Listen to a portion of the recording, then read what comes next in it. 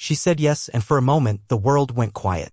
We were standing on a ridge overlooking Lake Tahoe where the sun had just started sinking behind the trees, scattering gold over the water.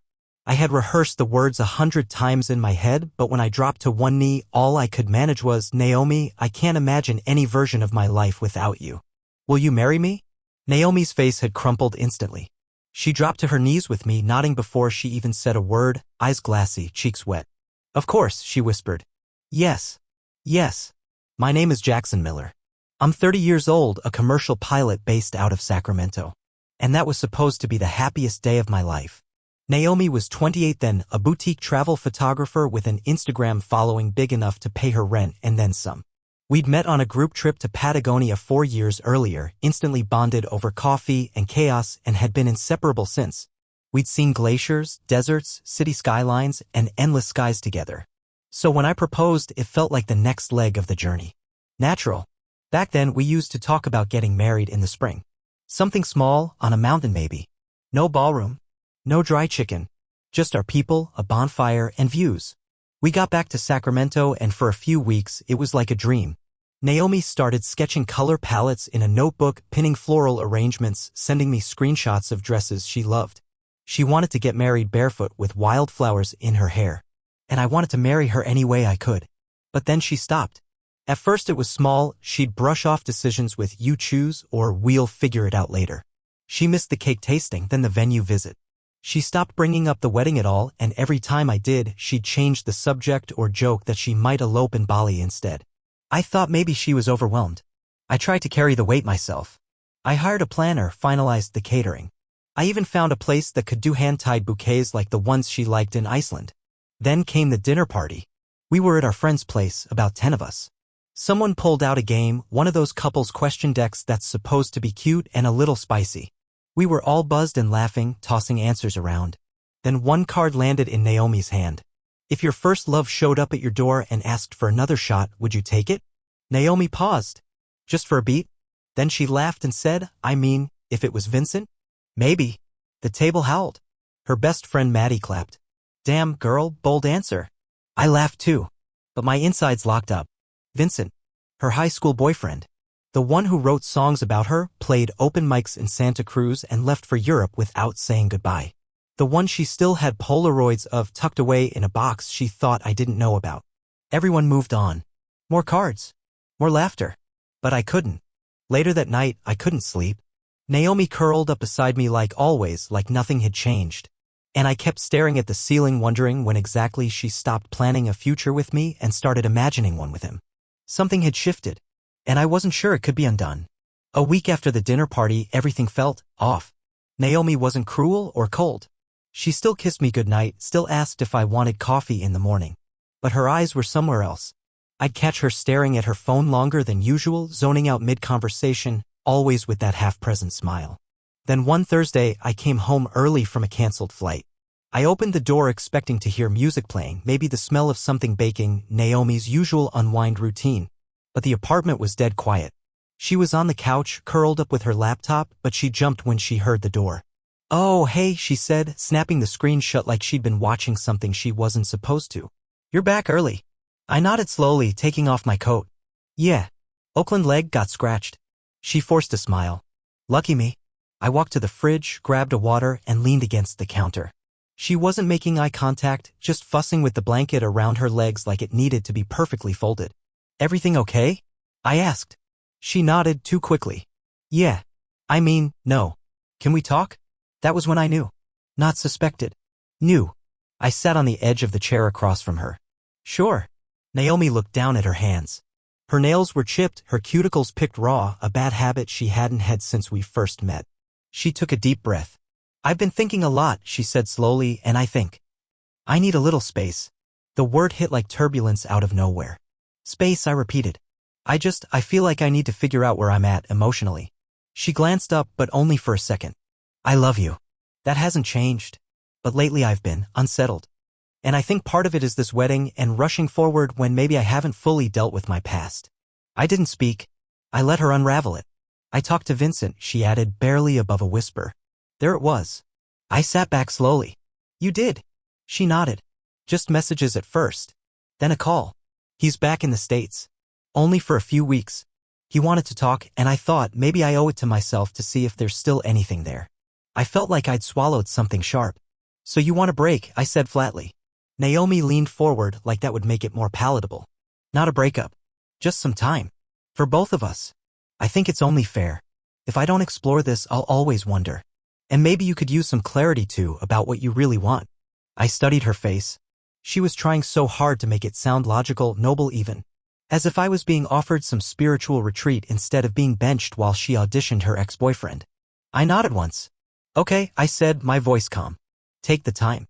Her shoulders slumped with relief. Thank you. I knew you'd understand. I'm not doing this to hurt you, I swear, eh. It's fine, I cut in. Take all the time you need. I smiled and meant none of it. Because while she was off trying to resurrect a dead flame, I was already planning my exit. Quietly. Decisively. She thought she was putting me on pause. But she had just hit eject. I didn't tell anyone at first. Not even Drew. I just let Naomi go. She packed a duffel the next morning, kissed me on the cheek like we were still playing house, and said she'd call in a week or two. I nodded, watched her walk out the door, then locked it behind her and stood there for a long time, staring at the place where her shoes used to be. Then I picked up the phone and called Drew. You're kidding, he said after I finished. She actually said she wanted a break to see if there's anything left with her ex? Yep. And you just let her? I told her she could take all the time she wanted. There was a long pause on the other end. Then Drew exhaled. Dude, please tell me you're not waiting around like a chump. I'm not, I said quietly. I've already started packing her stuff. Drew let out a low whistle. Hell yes. We'd been friends since flight school. He knew the old version of me, the one who used to let people string me along in the name of keeping the peace. He also knew I'd worked hard to grow past that. And this? This was the final test. The apartment was technically mine. Lease in my name. Furniture mostly paid for by me. Naomi had moved in a year and a half ago with little more than her photography gear, a suitcase, and a framed photo of Machu Picchu. So I started with her closet. Carefully. Deliberately. No rage, no shredding. Just folding her clothes into boxes and labeling them with thick black marker. I found one of Vincent's old postcards tucked inside a book on the nightstand, faded handwriting and all. I set it aside, then changed my mind and threw it into the trash. 2 days later, I hired a moving service. Told them to load every box labeled Naomi and deliver them to her parents' place in Ashland, Oregon. I didn't call her. I didn't text. I sent a short email with the tracking info and wrote, thought you might want your things while you figure stuff out. No rush. Then I unplugged the diffuser she always ran on loop, scrubbed her face masks off the bathroom shelf, and deleted every photo of her from my phone, backed them up somewhere first, but I didn't want them in my face. No more waiting. No more hoping. I sat down that night, opened up my laptop, and clicked into the internal transfer portal for my airline.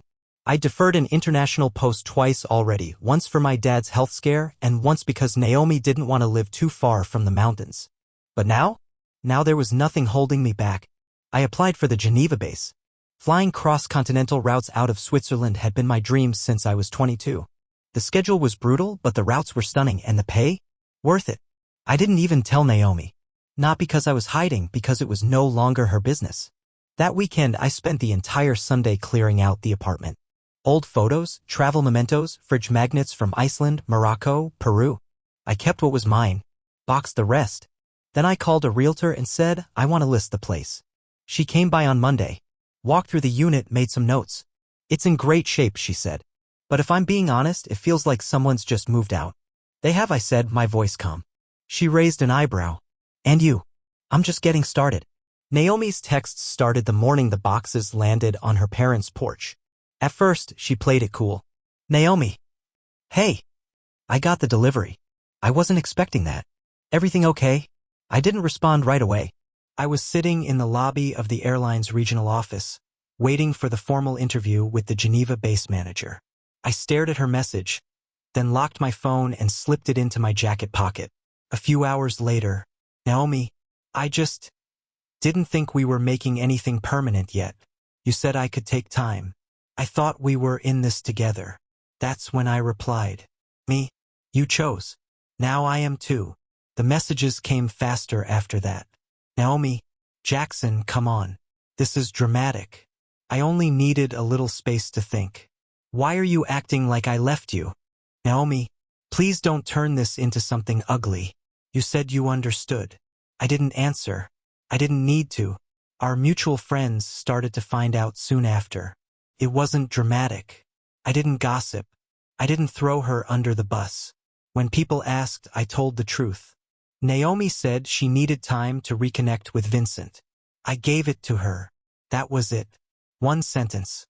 People always say they don't take sides, that they want to stay neutral. But they do. Eventually, they always do. I stopped getting invites to things she was still part of. Her friends, the ones who used to send me hiking recommendations and DM me reels of dogs and backpacks, stopped tagging me in anything. Some unfollowed quietly. A few reached out awkwardly, like they weren't sure whose version of the story to believe. But our closest circle? They stayed with me. They saw how I carried it. No angry rants. No online posts. Just a quiet, firm shift away from someone who no longer saw me as enough. One night, Maddie, Naomi's best friend, called me. We hadn't talked since the dinner party. She told me about the boxes, she said. Figured she would. She also said you were being cold. That you blindsided her. I didn't say anything. But then I asked her what she expected, Maddie continued. And she got defensive. Started spinning all this stuff about needing to find herself and Vincent being unfinished business. Honestly, it just made her look worse. I let out a quiet breath. Anyway, Maddie said, just so you know, I think you handled this with a lot more grace than I would have. That night, I slept better than I had in weeks. Naomi kept texting for a while. The tone flipped from guilt to anger to guilt again. Naomi, I just needed clarity. I wasn't abandoning you. Naomi, you didn't even give me a chance to come back. Naomi, wow, so this is who you really are. But by then, it didn't matter. The door she thought she'd left open, I had already bricked it shut. 3 weeks after Naomi left, I got the email. Transfer approved, Geneva base, long-haul division. Report date, June 1st. I stared at it for a while, then let out a breath I didn't realize I'd been holding. I called Drew first. Pack your boots, he said. You're about to be living your James Bond pilot fantasy. More like the solitary Alpine version. I laughed. But yeah, it's real. By then, the apartment was already under contract. A young couple, both nurses, fell in love with the view and offered 10 grand over asking.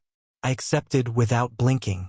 The profit would cover my move and a few months of cushion while I got settled in Switzerland. The night the papers were signed, Drew came over with a six-pack and a pizza. We sat on the floor of my half-empty living room, legs crossed, laughing about the time Naomi thought she could camp in Zion without realizing scorpions were real. You know, Drew said, popping the cap off a bottle, I used to think you were too nice for your own good. I said. But I think I just finally got tired of being patient with people who treat love like it's conditional. He nodded. So what are you gonna post when you land over there? Gotta mark the rebirth somehow. I smirked and opened my phone. On a blank Instagram story, I typed, New city, new skies, grateful for the storm that cleared my path. I hit share. Later that night, while scrolling, I checked Naomi's page out of curiosity. She hadn't posted any personal updates, not directly, but her stories were full of vague quotes over moody backgrounds. Sometimes letting go is an act of love. Not everyone is ready for your growth. The heart knows what the mind denies. She'd also changed her bio, and now read, healing, traveling, finding myself. I didn't follow her anymore, but I saw some of our mutuals had commented things like, stay strong girl, and you'll find your way. But something else happened too. One of those friends, a pilot's wife we both knew, DM'd me out of the blue. Just wanted to say, good on you for handling everything the way you did. I don't know the full story, but Naomi's been acting like she's the victim in something she created. You didn't deserve that. I didn't respond. I didn't need to. That was the difference. Naomi had tried to curate her version of the breakup, emotional detachment wrapped in spiritual hashtags. But people had eyes. They knew I wasn't the one who walked away. I was just the one who didn't stand still afterward. As May turned to June, I packed my bags and sold what I didn't need. The last thing I boxed up was a framed photo of Naomi and me at the Grand Tetons. I didn't throw it away. I just left it behind. Naomi had always said her job was built on stories. She didn't just take pretty photos, she told narratives through landscapes, moods, and people. Her online brand was about wanderlust, authenticity, connection. She sold prints, ran workshops, partnered with eco-tour companies. For a while, she was thriving. But stories only work if people still believe the storyteller. About 2 months after I moved to Geneva, I started hearing things, small whispers from mutual acquaintances back in Sacramento. A former client of Naomi's, a travel agency owner, pulled out of their collaboration last minute. She was supposed to lead a photography tour through the Dolomites, someone told Drew, who passed it on to me. But the agency didn't like how unpredictable she seemed lately. Said she wasn't showing up prepared. Flaky. I wasn't surprised. Naomi had always had one foot out the door in everything. With jobs, with places, with people. Her charm worked when everything looked shiny and spontaneous. But when things got messy, she unraveled. Soon, another partnership crumbled. A sustainable clothing brand dropped her from their summer campaign. Then one of her workshops got canceled, low registration numbers. And still, she kept posting quotes. Sometimes the universe removes people to protect your purpose.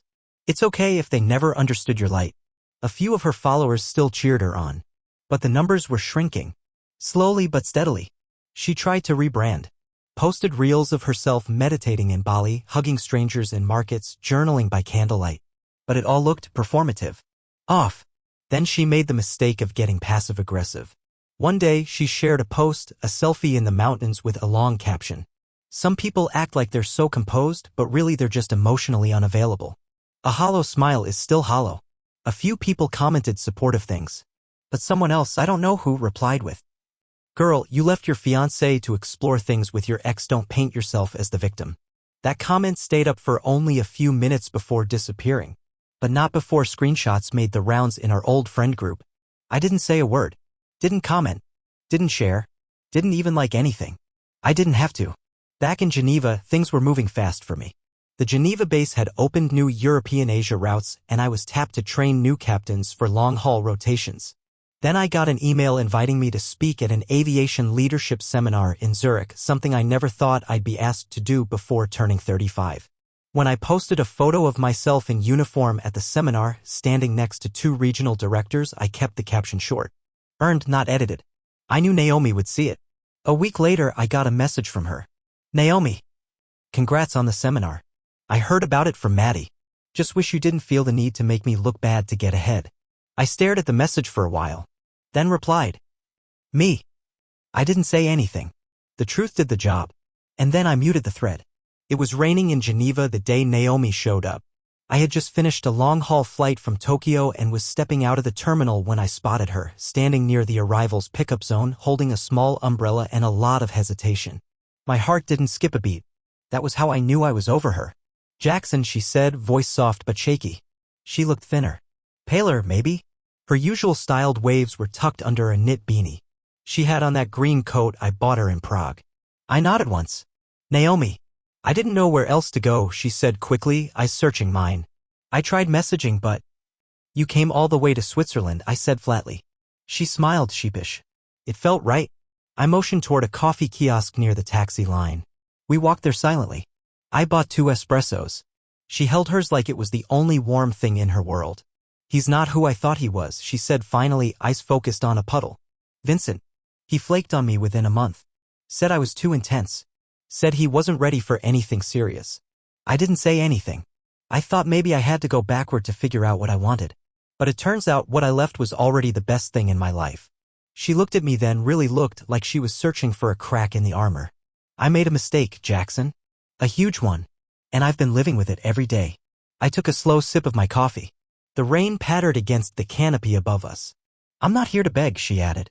I needed to tell you I see it now. Everything you were. Everything you gave. I didn't understand what it meant to be truly loved until I threw it away." She reached into her bag and pulled out a folded piece of paper. "I wrote this before I came. I don't know if you'll read it, but—" I stopped her with a raised hand. "Naomi," I said gently, "you don't have to do that." She blinked. "I don't." I shook my head. "Because it wouldn't change anything." Her face fell. "You taught me something I didn't know I needed to learn," I said. You taught me what I should never settle for. What conditional love looks like. What it sounds like when someone treats you like a placeholder instead of a partner. She flinched, but I kept going. I don't hate you. I'm not angry anymore. But I've built something here. A life that's mine. And I'm not going to blow it up to rewind to a version of us that didn't survive honesty. Tears welled in her eyes. So that's it? I nodded. That's it. She opened her mouth like she wanted to protest, but then closed it. Just stood there, holding the letter, letting the silence between us settle. Okay, she whispered. I understand. I nodded again, turned and walked away. And this time I didn't look back. 3 weeks after Naomi left Geneva, I adopted a dog. He was a 5-year-old German shepherd from a local shelter, sturdy, alert and calmer than most I'd seen. His name was Orion. The staff said he was surrendered by someone who moved overseas and couldn't keep him. I figured we had that much in common, starting over in a foreign place, still standing. He took to me quickly, followed commands like a pro and curled up at the foot of my bed like he'd always been there. On our first hike together, a weekend trail in the French Alps, he ran ahead and then kept circling back to check on me. Loyal without being needy. Exactly what I needed. I started spending my weekends outdoors, climbing, walking, breathing. I joined a mountaineering club based out of Lausanne. Every other Sunday, we'd meet at dawn and head towards somewhere cold and quiet. It wasn't about conquering anything. Just movement. Clarity.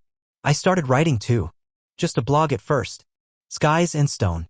I chronicled my travels, flights, mountain treks, small coffee shops in old towns. I didn't promote it much, but somehow people found it. Other pilots, travelers, even strangers who just liked the rhythm of rebuilding. A few young aviators reached out asking for advice. I started replying. Then mentoring. Twice a month, I spoke at a flight school near Zurich. Nothing formal, just round tables with students hungry for real stories. I talked about weather patterns and burnout. About landing during snowstorms. About knowing when to quit and when to hold the line. I didn't mention Naomi. But sometimes the lesson was there, between the lines. Back in Sacramento, Naomi kept posting. Drew sent me a few screenshots now and then. Growth isn't linear. Sometimes your soulmate is actually your shadow. Choosing yourself is not abandonment. I didn't follow her anymore. Didn't look. Didn't wonder. She had her path. I had mine. One afternoon after a hike near Zermatt, I sat on a ridge with Orion beside me. The clouds were breaking apart over the peaks, sunlight hitting the snow in strips. I pulled out my phone and typed one final blog entry. Sometimes the most beautiful landings come after the roughest turbulence. I thought I'd lost something when she walked away. But it turns out she gave me back the runway. And I chose to fly. I hit publish, closed my laptop, and scratched behind Orion's ears. The wind shifted. The horizon opened. And I was already moving forward.